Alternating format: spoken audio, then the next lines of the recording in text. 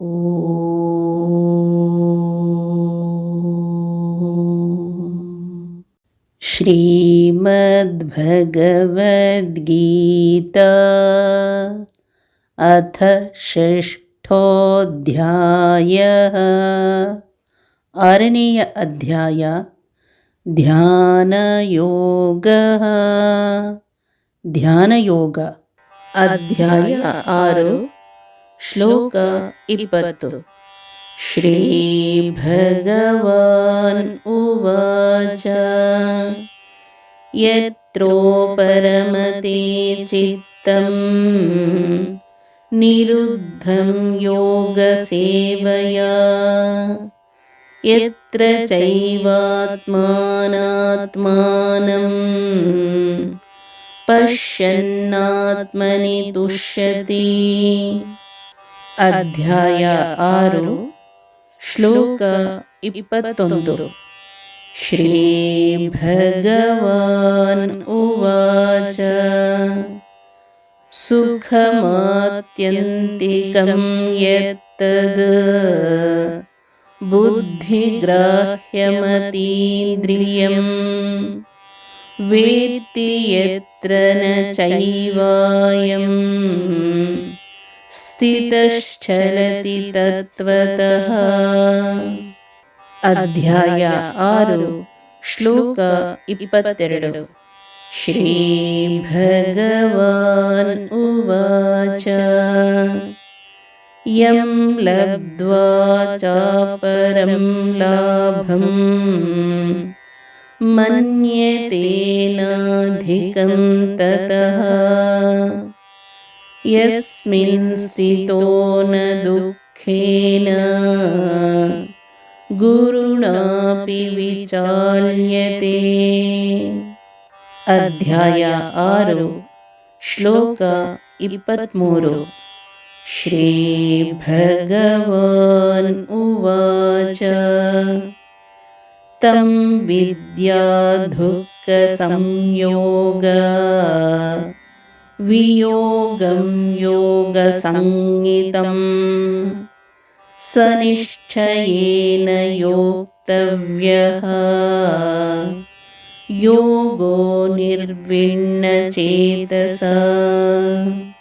ಶ್ರೀಕೃಷ್ಣ ಹೇಳಿದರು, ಯಾವಾಗ ಯೋಗ ಸೇವೆಯಿಂದ ನಿರೋಧಿಸಲ್ಪಟ್ಟ ಚಿತ್ತವು ಶಾಂತವಾಗುವುದೋ, ಯಾವಾಗ ಶುದ್ಧವಾದ ಮನಸ್ಸಿನಿಂದ ಆತ್ಮವನ್ನು ನೋಡುತ್ತಾ ತನ್ನಲ್ಲಿಯೇ ಸಂತೋಷಪಡುವನೋ ಮತ್ತು ಬುದ್ಧಿಗ್ರಾಹ್ಯವೂ ಇಂದ್ರಿಯಾತೀತವೂ ನಿತ್ಯವೂ ಆದ ಸುಖವನ್ನು ತಿಳಿಯುತ್ತಾನೆಯೋ, ಯಾವುದರಲ್ಲಿ ಇದ್ದುಕೊಂಡು ತತ್ವದಿಂದ ಚಲಿಸದೆ ಇರುವನೋ, ಯಾವುದನ್ನು ಹೊಂದಿ ಬೇರೆ ಲಾಭವನ್ನು ಅದಕ್ಕಿಂತ ಅಧಿಕವೆಂದು ಎಣಿಸುವುದಿಲ್ಲವೋ, ಯಾವುದರಲ್ಲಿ ಇದ್ದುಕೊಂಡು ಮಹತ್ತಾದ ದುಃಖದಿಂದಲೂ ಚಲಿಸದೆ ಇರುವನೋ, ದುಃಖ ಸಂಬಂಧವನ್ನು ದೂರ ಮಾಡುವ ಅದನ್ನು ಯೋಗವೆಂಬ ಹೆಸರುಳ್ಳದ್ದು ಎಂದು ತಿಳಿಯಬೇಕು. ಅಂತಹ ಯೋಗವನ್ನು ನಿಶ್ಚಯವಾದ ಮತ್ತು ಉತ್ಸಾಹಯುಕ್ತವಾದ ಚಿತ್ತದಿಂದ ಮಾಡಬೇಕು. ಯಾವಾಗ ಮನಸ್ಸು ಕರ್ಮಯೋಗಾಭ್ಯಾಸದಿಂದ ನಿಗ್ರಹಿಸಲ್ಪಟ್ಟಿರುತ್ತದೋ, ಆಗ ಅದು ತನ್ನಲ್ಲೇ ಆತ್ಮದರ್ಶನವನ್ನು ಮಾಡಿಕೊಂಡು ಆನಂದಗೊಳ್ಳುತ್ತದೆ. ಯಾವಾಗ ಅತೀಂದ್ರಿಯವಾದ ಬುದ್ಧಿಗ್ರಾಹ್ಯವಾದ ಈ ಪರಮಾನಂದವನ್ನು ಕಂಡುಕೊಳ್ಳುವನೋ ಮತ್ತು ಅದರಲ್ಲಿ ಸ್ಥಿರವಾಗಿ ನೆಲೆಸುವನೋ, ಈ ಆತ್ಮಸತ್ಯದಿಂದ ಅವನೆಂದಿಗೂ ಚಲಿಸುವುದಿಲ್ಲ. ಅದನ್ನು ಗಳಿಸಿದ ಮೇಲೆ ಅದಕ್ಕಿಂತ ಉತ್ತಮವಾದುದನ್ನು ಗಳಿಸುವುದಕ್ಕೆ ಬೇರೆ ಏನೂ ಇಲ್ಲವೆಂದು ಅವನು ತಿಳಿಯುತ್ತಾನೆ. ಆ ಸ್ಥಿತಿಯಲ್ಲಿ ನಿಂತವನನ್ನು ಯಾವ ದುಃಖಗಳೂ ವಿಚಲಿತಗೊಳಿಸಲಾರವು. ಹೀಗೆ ದುಃಖ ಸಂಯೋಗದಲ್ಲಿರುವ ಮನಸ್ಸನ್ನು ಬಿಡುಗಡೆಗೊಳಿಸುವುದೇ ಯೋಗ ಎಂಬುದನ್ನು ತಿಳಿ. ಶುದ್ಧ ಮನಸ್ಸಿನಿಂದ ಈ ರೀತಿಯ ಯೋಗಕ್ಕೆ ಪ್ರಯತ್ನ ಮಾಡು. ಧ್ಯಾನ ಸಾಧನೆಯಿಂದ ಬಿಗಿಗೊಂಡ ಒಳಬಗೆ ಈ ಸ್ಥಿತಿಯಲ್ಲಿ ಹೊರಗಣ ವಿಷಯಗಳತ್ತ ಹರಿಯದು. ಇಲ್ಲಿ ತನ್ನೊಳಗೆಯೇ ಬಗೆಯಿಂದ, ಅಂದರೆ ಭಗವಂತನ ಹಸಾದದಿಂದ ಭಗವಂತನನ್ನು ಕಾಣುತ್ತಾ ಸಂತಸಗೊಳ್ಳುತ್ತಾನೆ. ಇಲ್ಲಿ ಇಂದ್ರಿಯಗಳಿಂದ ದೊರಕದ ಒಳಬಗೆಯಲ್ಲಿ ಅರಳುವ ಅತಿಶಯವಾದ ಆನಂದವನ್ನು ಅನುಭವಿಸುತ್ತಾನೆ. ಈ ಸ್ಥಿತಿಯಲ್ಲಿ ನಿಂತವನು ಎಂದೂ ಭಗವಂತನಿಂದ ಕದಲುವುದಿಲ್ಲ. ಇದನ್ನು ಪಡೆದ ಮೇಲೆ ಇನ್ನಾವ ಗಳಿಕೆಯೂ ಇದಕ್ಕಿಂತ ಮಿಗಿಲೆನಿಸುವುದಿಲ್ಲ. ಇಲ್ಲಿ ನಿಂತವನು ಎಂಥ ಹಿರಿಯ ದುಗುಡದಿಂದಲೂ ಕಂಗೆಡುವುದಿಲ್ಲ. ಇದೇ ಎಲ್ಲ ದುಗುಡಗಳಿಂದ ಬಿಡುಗಡೆಗೊಳಿಸುವ ಯೋಗವೆಂದರಿಯಬೇಕು. ವಿಷಯಗಳಿಗೆ ಬೇಸತ್ತು ಬೆನ್ನು ತಿರುಗಿಸಿದವನು ಅವಶ್ಯವಾಗಿ ಈ ಯೋಗದಲ್ಲಿ ಪಳಗಬೇಕು. ಹೊರಗಿನ ಪ್ರಪಂಚದ ಸಂಪರ್ಕವನ್ನು ಕಳೆದುಕೊಂಡು ಮನಸ್ಸು ಭಗವಂತನಲ್ಲಿ ನೆಲೆಸಿದಾಗ ಏನಾಗುತ್ತದೆ ಎಂದರೆ, ಕೃಷ್ಣ ಹೇಳುತ್ತಾರೆ, ಉಪರಮತೆ ಚಿತ್ತಂ, ಅಂದರೆ ಉತ್ಕೃಷ್ಟವಾದ ಆ ಆನಂದದಲ್ಲೇ ಮನಸ್ಸು ನಿಂತು ಬಿಡುತ್ತದೆ. ಆ ಆನಂದದ ಸೆಲೆಯಿಂದ ಬೇರೆಯಾಗುವುದು ಬೇಡ ಎನ್ನುವ ಭಾವನೆ ಬಂದು ಬಿಡುತ್ತದೆ. ಸಾಮಾನ್ಯವಾಗಿ ತಕ್ಷಣ ಈ ಸ್ಥಿತಿಗೆ ಮನಸ್ಸು ಹೋಗುವುದಿಲ್ಲ. ಅದಕ್ಕೆ ಬಹಳ ಪ್ರಯತ್ನ ಬೇಕು. ಪ್ರಯತ್ನ ಒಂದು ಜನ್ಮದಲ್ಲ, ಅನೇಕ ಜನ್ಮದ ಪ್ರಯತ್ನವಿಲ್ಲದೆ ಒಮ್ಮೆಗೆ ಈ ಸ್ಥಿತಿಯನ್ನು ತಲುಪುವುದು ಅಸಾಧ್ಯ. ನಿರಂತರ ಯೋಗಾಭ್ಯಾಸದ ಸಾಧನೆಯಿಂದ ಚಿತ್ತವೃತ್ತಿಯನ್ನು ನಿರೋಧ ಮಾಡಬೇಕು. ಅಂದರೆ ನಮ್ಮ ಮನಸ್ಸನ್ನು ತಡೆಹಿಡಿಯಬೇಕು.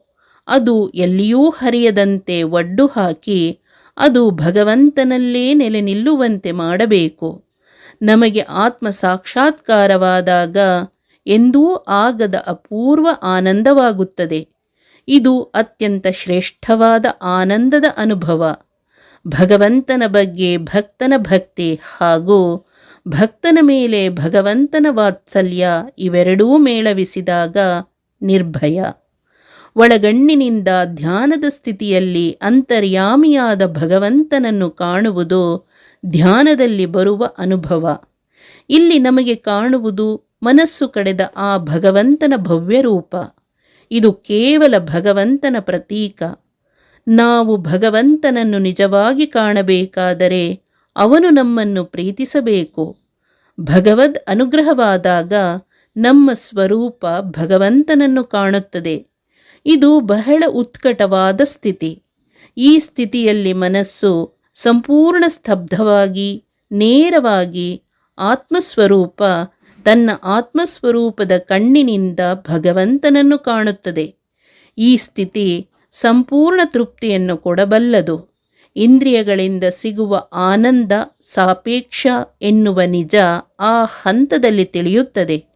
ಈ ಉತ್ಕಟವಾದ ಆನಂದವನ್ನು ಅನುಭವಿಸಿದ ಮೇಲೆ ಮತ್ತೆ ಮೇಲೇರಬೇಕು ಅಥವಾ ಕೆಳಗಿಳಿಯಬೇಕು ಎನ್ನುವ ಬಯಕೆ ಇಲ್ಲ. ಭಗವಂತನ ಪೂರ್ಣ ಅನುಭವ ಬಂದಾತ ಯಾವ ಪ್ರಾಪಂಚಿಕ ದುಃಖದಲ್ಲೂ ಎಂದೂ ವಿಚಲಿತನಾಗುವುದಿಲ್ಲ. ಇದು ಮಾನವ ಜೀವನದಲ್ಲಿ ಪಡೆಯಬಹುದಾದ ಅತೀ ಎತ್ತರದ ಸ್ಥಿತಿ. ನಾವು ನಿಜವಾದ ಆನಂದವನ್ನು ಕಾಣಬೇಕಾದರೆ ಈ ಉತ್ಕಟವಾದ ಸ್ಥಿತಿಯನ್ನು ತಲುಪಬೇಕು. ಮೇಲೆ ಹೇಳಿದ ವಿಚಾರವನ್ನು ಕೇಳಿ ಕೆಲವರು ಭ್ರಮೆಗೊಳಗಾಗಿ ಒಮ್ಮೆಗೆ ಎಲ್ಲವನ್ನೂ ಬಿಟ್ಟು ಈ ಸ್ಥಿತಿಯನ್ನು ತಲುಪುವ ಸಾಹಸಕ್ಕೆ ಕೈಹಾಕುತ್ತಾರೆ. ಆದರೆ ಹಾಗೆ ಮಾಡಿದರೆ ಎಂದೂ ಯಶಸ್ಸು ಸಿಗದು. ಕೇವಲ ನಿರಂತರ ಸಾಧನೆಯಿಂದ ಮಾತ್ರ ಈ ಆನಂದವನ್ನು ಪಡೆಯಲು ಸಾಧ್ಯ. ಜೀವನದ ಸುಖವನ್ನು ಅನುಭವಿಸಿ ಪ್ರಾಪಂಚಿಕ ಸುಖ ಸಾಕು ಎಂದು ಕಾಣಿಸಿದಾಗ ಅಧ್ಯಾತ್ಮದ ಆಳಕ್ಕಿಳಿಯುವ ಪ್ರಯತ್ನ ಮಾಡಬೇಕು. ಇಲ್ಲದಿದ್ದರೆ ಅಪಾಯ. ಹರೇ ಓಂ. ಶ್ರೀಕೃಷ್ಣಾರ್ಪಣಮಸ್ತು.